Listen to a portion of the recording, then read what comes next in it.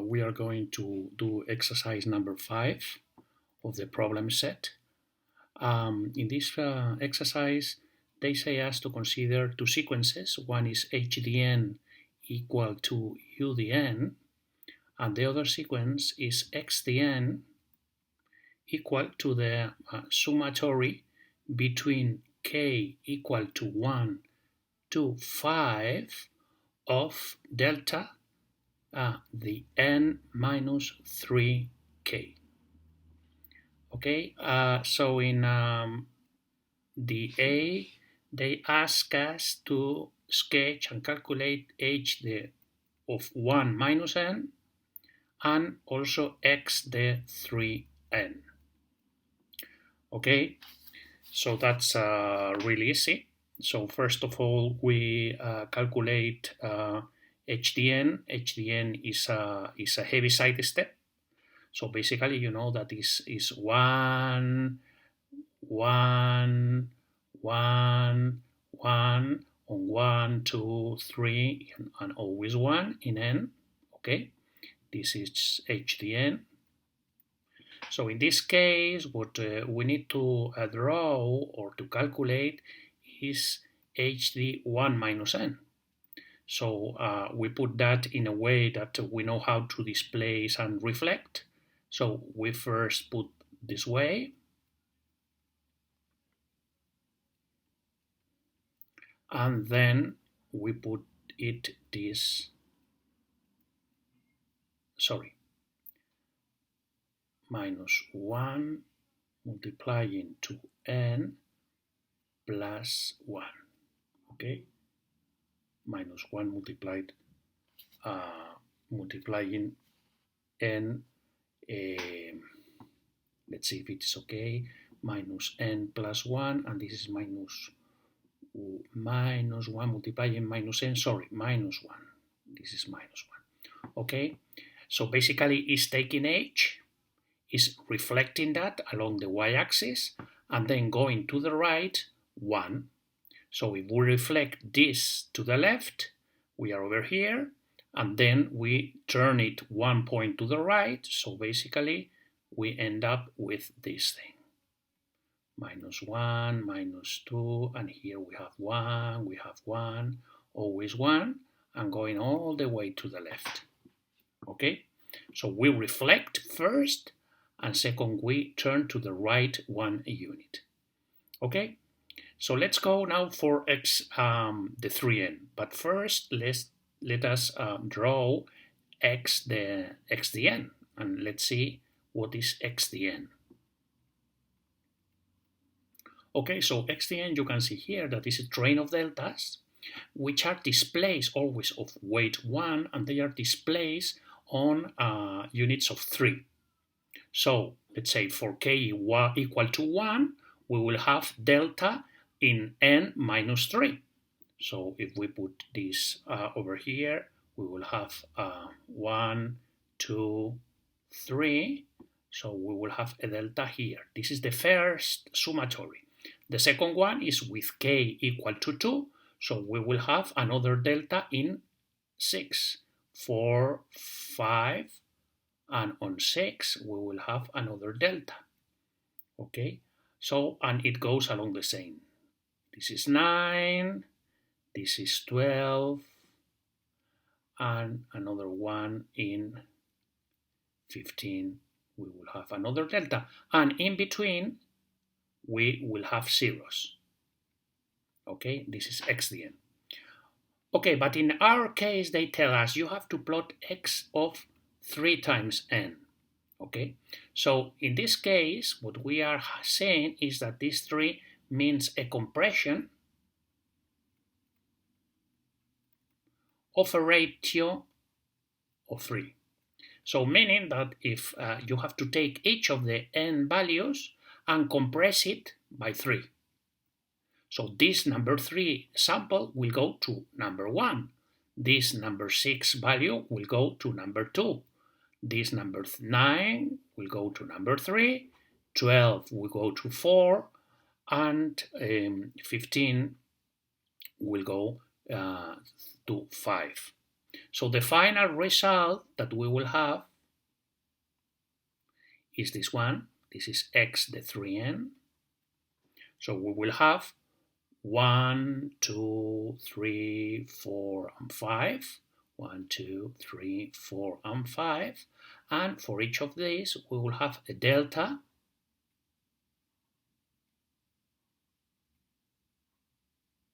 of weight 1. And all the way to the right, we will have 0.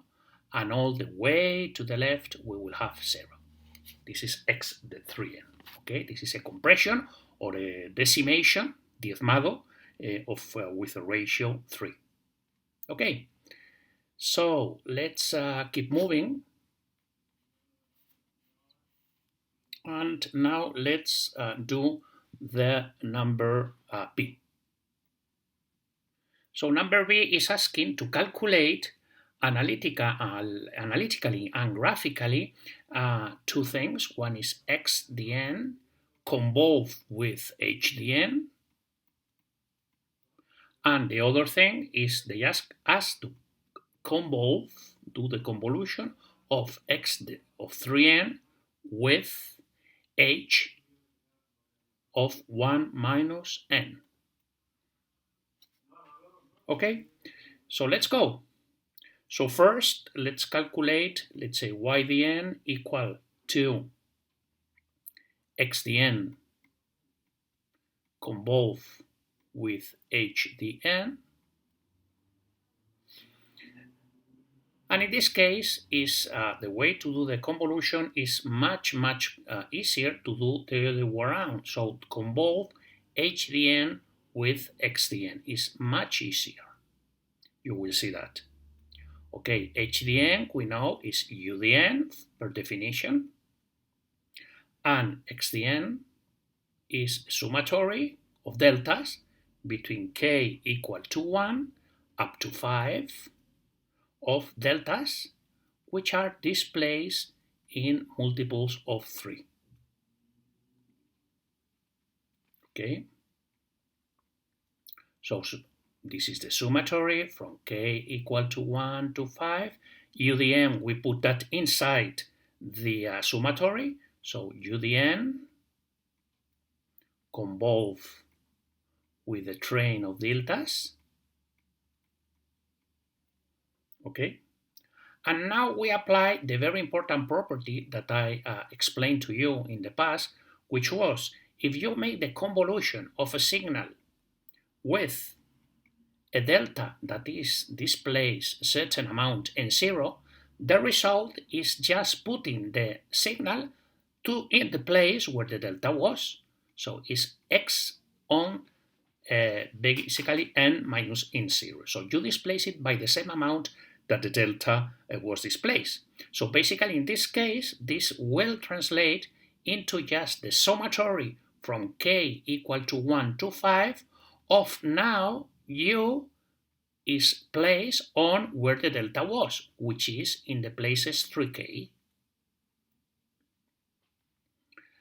And then we have it. So this is u in n minus 3 plus u in n minus 6 plus u in n minus 9 plus u in n minus 12 plus the last term, which is u in n minus 15.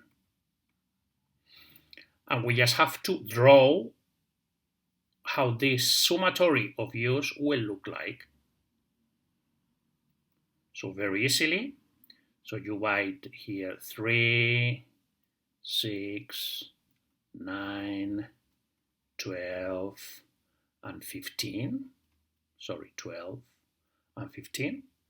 And all the way you have the 1 and 2, the 4 and the 5, 7 and 8, 10 and 11, 13 and 14. So basically the first delta is a delta which is displaced on 3. So in 3 we have to begin, we have to begin a unitary step. So it will begin in 1 and it will go all the way to the right in 1. So you will have a 1 in 3, sorry, a 1 in 4, a 1 in 5. But what happens? That in 6, another delta appears. Sorry, another Heaviside function appears. So instead of having 1, you have to add another 1. So this is 1. So you go all the way to 2. And basically, you keep having the 2 over here and over here. What happens? In 9, another u comes into the place. So you will have another one going to 3. That will stand for here and for here in 3. Over here in 12, we jump the same into 4, into 4, into 4. And on 15, it will jump into 5, into 5, into 5. And as there is no longer any any Heaviside step going to the right, it will keep being on 5 all the way up to infinite. On the left, it's clear that it's going to be 0 all the way up to minus infinite. Is that okay? So we have done that basically in a graphical way. Okay. So let's go to the last point, which is they ask us to calculate x the 3n. Let me move the page a little bit more here.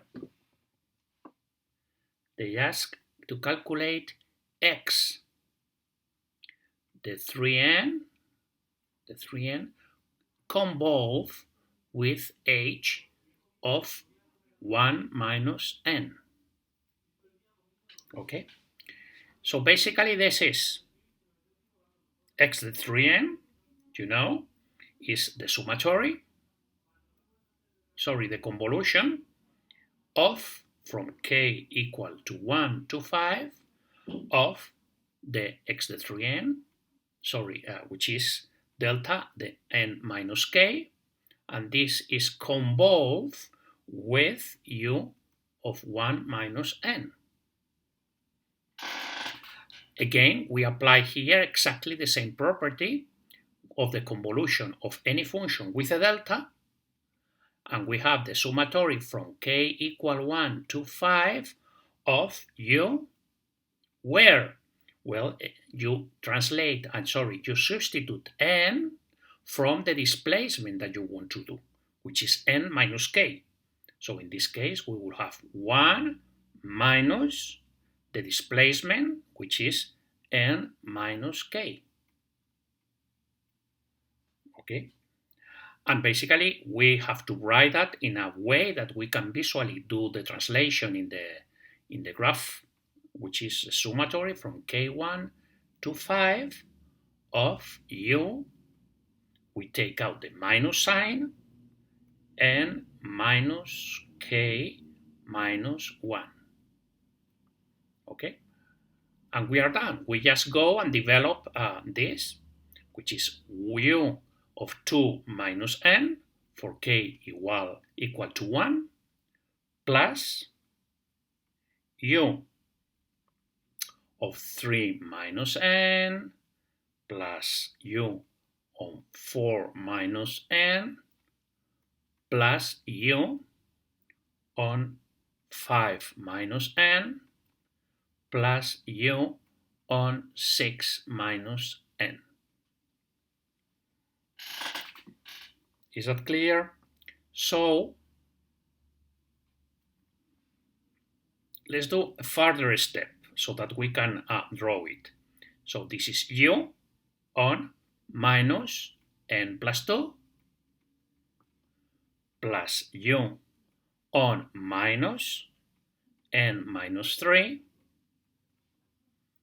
plus u on minus n minus 4 plus u on minus n minus 5 plus u on minus n minus 6. Why are we doing that? Because then we are going to plot that in a very visual way. Let's get another page here. Okay, so for example, what is u of minus 2n plus 2? So this is a reflection on the y-axis and a displacement to the left, because there is a positive sign here, of 2 units. Okay, so basically a displacement, a general u that we have here is a minus n minus k, and this will be the following sequence that I have over here. So it's go reflect the unit step that typically is this way, reflect to the left, and then displace to the right k units. So you go to k units, and then go back to the left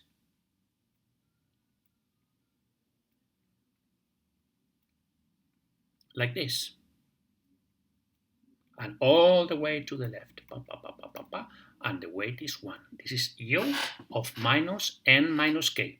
In our case, what we have is just a summatory of these u signals.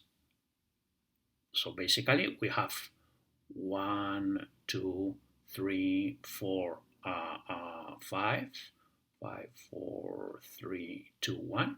Okay, and then we have 1, 2, 3, 4, 5, and 6. 2, 3, 4, 5, and 6. Okay, so if we start on the right of the u, which is minus n minus 6, we will have just a unit over here, and going to the left, 1, 1, 1, 1, 1. The thing is that we have on 5 a displacement of another unit step. So it will add 1 to that one that was already summing over here. So we will have that over here. In number 4, we will have another heavy side going to the left. So in this case, we will have the value here of 3.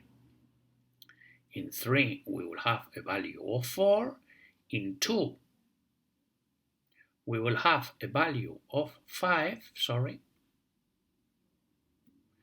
and this value of 5 will be always 5, because this is the last one that we have. Okay?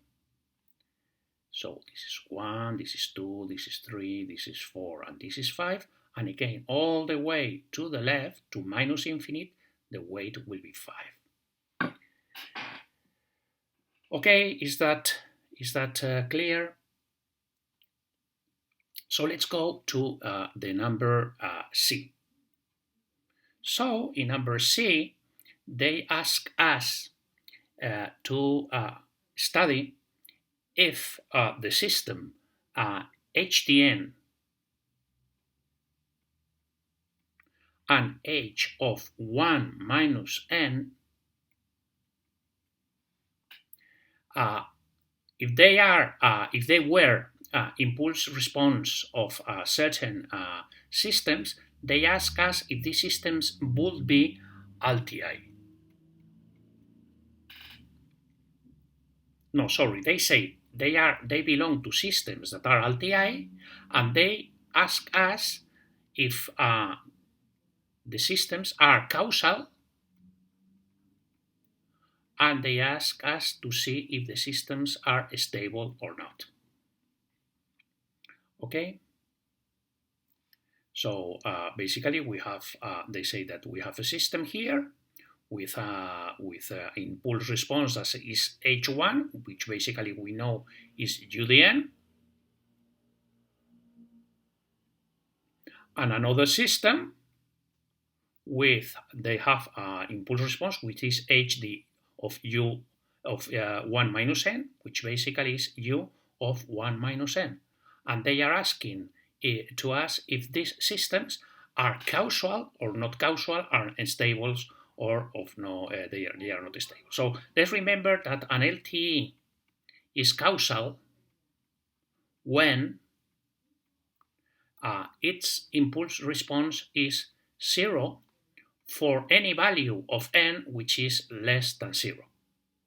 So if we look at these values, basically in the system 1, HDN is UDN, and of course in this system, let's call it system 1, and this system 2, in system 1, basically, of course, is causal, because UDN is 0 for n less than 0. And what about 2? 2 is a system which is a 1 minus n, and remember that this basically is a system that is the inversion and moving to the right 1 unit. So basically this one is non-causal. Okay, is non-causal. What about stability? Well, stability, an LTI system is stable, remember, when basically you add HDN in absolute value from all the range, basically from minus infinite to plus infinite. So wherever HDN is defined, you add this, and this has to be less than infinite. Okay, so in the first case, what we have is the summatory from n equal to minus infinite to plus infinite of the absolute value of UDN. And basically this is always 1, so it's 1 plus 1 plus an infinite number of times 1. And basically this is infinite. So basically this means that number 1 is not stable. Not stable. Let's go to number 2. So number 2 is exactly the same. We have the infinite sum of u of 1 minus n. And in this case, it's exactly the same. We have to do the infinite summatory of 1, and this is also goes to infinite. So in this case, also the system is not stable. Okay, so thanks for your attention, and see you in another video.